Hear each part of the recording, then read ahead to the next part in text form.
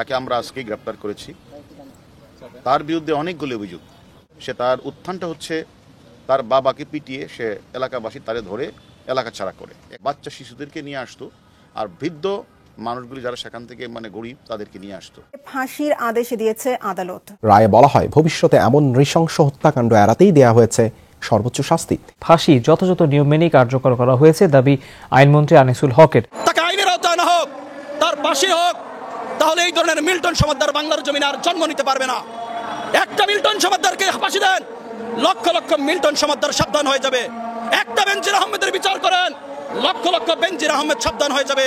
দর্শক, জাতীয় রাজনীতিতে একটি চাঞ্চল্যকর তথ্য উঠে এসেছে। নতুন একটি জাতীয় পত্রিকা বাজারে এসেছে, আপনারা জানেন, খবরের কাগজ। সেই পত্রিকাটিতে একটি মারাত্মক গুরুত্বপূর্ণ তথ্য উঠে এসেছে, যেটি এই পত্রিকাতে দাবি করা হচ্ছে। যে নিউজটি এসেছে তা হচ্ছে, দর্শক, শেষ রক্ষা হলো না মিল্টন সমাদ্দারের। প্রিয় দর্শক, আশা করছি এই মুহূর্তে এসে সকলেই মিল্টন সমাদ্দারকে চেনেন। অবশেষে তিনি ডিবির জালে আটকা পড়ে গেলেন।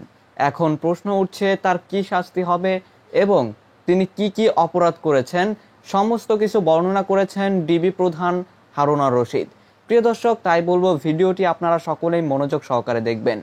তিনি যে কত বড় প্রতারক বা তিনি যে মানবিক কাজের আড়ালে কি ধরনের অমানবিক কাজ করে বেরিয়েছেন সেটিও জানতে চলেছেন এবং তার শাস্তিটাও আপনারা জানতে চলেছেন। এমনকি প্রিয় দর্শক, এরই সাথে সাথে আরও একটি গুরুত্বপূর্ণ ভিডিও আপনারা দেখতে চলেছেন, যেখানে জাতীয় রাজনীতিতে নতুন একটি চাঞ্চল্যকর তথ্য উঠে এসেছে একটি পত্রিকায়। প্রিয় দর্শক, পত্রিকাটিতে এমন কিছু বিষয় তুলে ধরা হয়েছে যে বিষয়টি আপনাদের এই মুহূর্তে এসে জানা অতীব জরুরি। প্রিয় দর্শক, সেখানে কি কি উঠে এসেছে তাই একটু পরেই আপনারা দেখতে চলেছেন। তো দর্শক, আমি আর বেশি কথা বাড়াবো না, আপনাদের সরাসরি সবগুলো ভিডিও দেখাবো। তবে ভিডিওগুলো দেখানোর আগে বলি, যারা এখনো চ্যানেলটি সাবস্ক্রাইব করেননি সকলে চ্যানেলটি সাবস্ক্রাইব করে পাশে থাকা বেল আইকনটি বাজিয়ে দিবেন। মিল্টন সমাদ্দারের বিরুদ্ধে যে অভিযোগটা ছিল আপনারা বলেছেন, তাকে আমরা আজকেই গ্রেপ্তার করেছি। তার বিরুদ্ধে অনেকগুলো অভিযোগ এবং সে তার বাড়ি হলো বরিশালের উজিরপুরে। সে তার উত্থানটা হচ্ছে তার বাবাকে পিটিয়ে সে এলাকাবাসী তারে ধরে এলাকা ছাড়া করে। এখানে এসে কিছুদিন শাহবাগে একটা ফার্মেসিতে কিছু কাজ করতো, সেখানে ওষুধ বিক্রি তৈরি করার কারণে তাকে সেখান থেকে বের করে দেওয়া হয়। এরপরে সে একটা পর্যায়ে কিছু লেখাপড়াও করেন। সে মিটু হালদার নামে একটা নার্স, যে নার্সিং নিয়ে যে পেশা নার্স, তাকে বিয়ে করে। বিয়ে করার পরে সে তখন তার স্বপ্নে আসলো সে একটা ওল্ড অ্যান্ড চাইল্ড একটা কেয়ার সেন্টার সে স্থাপন করে, এরকম একটা তার সাথে আসলো। তখন তার ওয়াইফকে নিয়ে সে মিরপুর এলাকায় একটা child and old age care নামে একটা প্রতিষ্ঠান খুলে। এখন সেখানে খুলে আসলে এই যে তার বাচ্চা শিশুদেরকে নিয়ে আসতো, আর বৃদ্ধ মানুষগুলি যারা সেখান থেকে গরিব তাদেরকে নিয়ে আসতো। এরকম ভাবে আপনারাও দেখেছেন বিভিন্ন মিডিয়াতেও, সোশ্যাল মিডিয়াতে ভাইরাল হয়েছে। সেখানে এগুলি সে প্রকাশ করেছে এবং সে বলেছে যে আমরা সেখানে অপারেশন থিয়েটার আছে, সেখানে মানুষ এসে বিভিন্ন ধরনের সেবা। তাহলে অপারেশন থিয়েটার থাকে, হাসপাতাল থাকে, তারও তো লাইসেন্স থাকতে হবে। সে লাইসেন্স নেই। সে বেশিরভাগ কারণে সে রাতে লাশ দাপন করে। তখন তাকে জিজ্ঞাসাবাদ করা হলো যে আপনি রাতে লাশ দাপন করেন কেন? সে বলে যে আসলে না হলে তো মানুষ আমাকে বিভিন্ন প্রশ্ন করে, এটা সে উত্তর দিয়েছে। এবং আশ্রমে বৃদ্ধদের চিকিৎসা দেওয়া হয় না বলে গণমাধ্যমে এসেছে, সেটাও তাকে জিজ্ঞাসা করা হলো যে আপনি 30-25 লাখ টাকা খরচ করেন, টাকা পান কোথায়? এবং নিজেই ডেথ সার্টিফিকেট তৈরি করে ডাক্তারের সিল স্বাক্ষর জাল করে সে নিজেই মিডিয়ার কাছে শেয়ার করেছেন। এবং আমরা এটাও জেনেছি যে সে ইতিমধ্যে 900 লাশ দাপন করলেও 835 সালের সম্পূর্ণ গরমিল কোনো ডকুমেন্টসে দেখাতে পারে না। এবং তাকে জিজ্ঞাসাবাদ করলে তুমি এগুলি লাশগুলির পিছনে তোমার কারণ কি, লাশগুলি তুমি রাতে দাপন করো এগুলি, তখন কোনো এক সময় দেখা যায় যে সেখানে পাশে একটা মসজিদ ছিল, সেখান থেকে প্রশ্ন উঠেছে যে কিডনির পাশে সেখানে রক্তের দাগ রয়েছে। তাহলে তার বিরুদ্ধে অজস্র অভিযোগ, যে অভিযোগগুলি আমরা তাকে জিজ্ঞাসাবাদ করবো যে লাশগুলি রাতে কেন উনি দাপন করতেন। তার কাছে আমরা জিজ্ঞাসাবাদ করবো তিনি নিজে স্বীকার করেছেন যে ডেথ সার্টিফিকেটটা উনি নিজে কেন তৈরি করেন, ডাক্তারের সিল স্বাক্ষর উনি নেন না কেন। এবং সেটা একটা অনেকেই যারা তাদের অত একটা বাচ্চা শিশুকে দিয়েছে, অত বৃদ্ধ একটা মানুষ তার প্রস্তাব দিয়েছে, যখন তার খোঁজ খবর তাকে সে সেখানে তাকে কিন্তু পিটিয়েছে। এরকম আমাদের অভিযোগ আমরা পেয়েছি। সবকিছু মিলিয়ে তার বিরুদ্ধে অজস্র অভিযোগ আমরা পেয়েছি।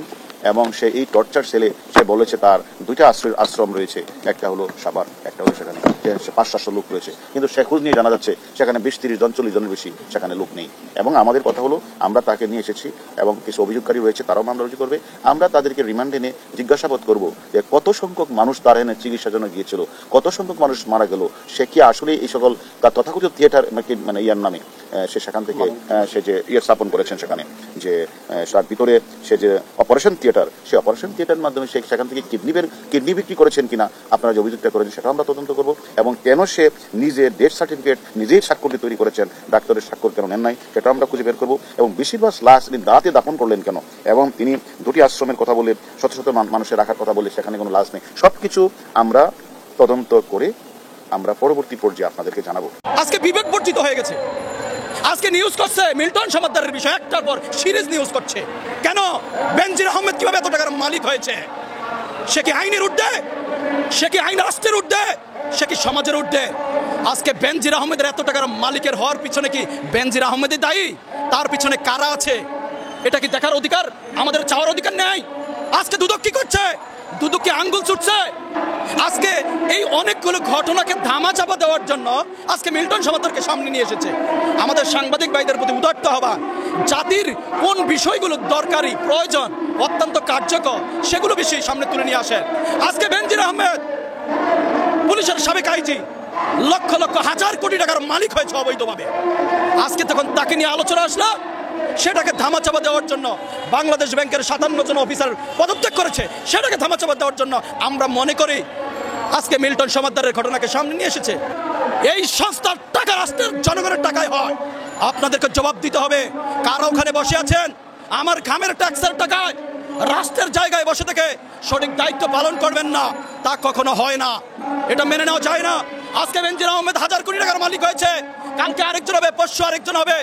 আজকে বিদেশের মাটিতে দেশের টাকা পাচার করেছেন, একটারও আইনের আওতা আনা হয় না। আজকে সেই ঘটনাকে চাপা দেওয়ার জন্য পরিকল্পিত আজকে মিল্টন সমাদ্দারকে সামনে নিয়ে এসেছেন। হ্যাঁ, মিল্টন সমাদ্দারের আইনের আওতা আনতে হবে। এই বাটপারকে সাধারণ মানুষের সিম্পথিকে কাজে লাগিয়ে আজকে তারা এই অবৈধ কার্যক্রম পরিচালনা করছে, তাকে আইনের আওতা আনা হোক, তার পাশে হোক, তাহলে এই ধরনের মিল্টন সমাদ্দার বাংলার জমিনে আর জন্ম নিতে পারবে না। একটা মিল্টন সমাদ্দারকে ফাঁসি দেন, লক্ষ লক্ষ মিল্টন সমাদ্দার সাবধান হয়ে যাবে। একটা বেনজির আহমেদের বিচার করেন, লক্ষ লক্ষ বেনজির আহমেদ সাবধান হয়ে যাবে। একটা বাংলাদেশ ব্যাংকের মুখপাত্রকে আইনের আওতায় নেন, লক্ষ লক্ষ বাংলাদেশ ব্যাংকের অবৈধ কর্মকর্তারা সাবধান হয়ে যাবে। এটা রাষ্ট্রের জন্য ভালো, এটা রাষ্ট্রের জন্য তো উপকার। তাইলে আমরা কি ধরে নিব তারা আইনের বাইরে থাকা মানে রাষ্ট্রের সর্বোচ্চ মদত দিয়ে তাদেরকে পৃষ্ঠপোষকতা করা হচ্ছে? আমরা সেটাই ভাবছি।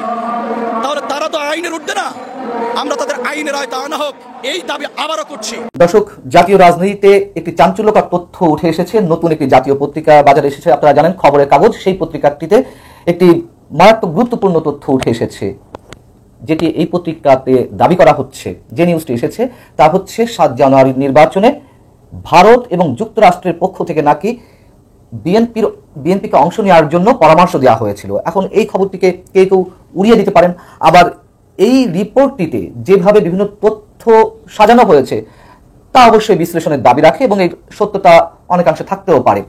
তো রিপোর্টটিতে বলা হচ্ছে যে যুক্তরাষ্ট্র এবং ভারতের ঢাকায় কর্মরত তাদের প্রতিনিধিরা বিএনপির অন্তত 3 জন শীর্ষ নেতার সঙ্গে তারা আলাপ করেছিলেন। এই 3 জন নেতার আবার 2 জন তখন ছিলেন কারাগারে, অর্থাৎ 7 জানুয়ারি নির্বাচনের আগে বিএনপি যখন আন্দোলনরত অবস্থায় ঠিক সেই সময়কার কথা বলা হচ্ছে।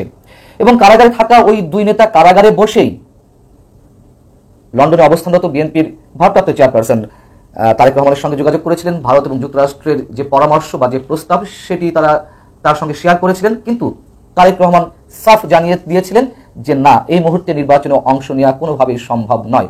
কেন?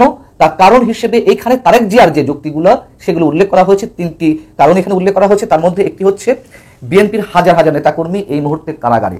দ্বিতীয়ত হচ্ছে নির্বাচনের জন্য বিএনপির ন্যূনতম প্রস্তুতি তখন ছিল না। তৃতীয়ত হচ্ছে যুক্তরাষ্ট্র সহ পশ্চিমা বিশ্বের তখন ওই মুহূর্তে সরকারের উপরে প্রচন্ড একটি চাপ ছিল একটি অবাধ, সুষ্ঠু, নিরপেক্ষ এবং অংশগ্রহণমূলক নির্বাচনের জন্য।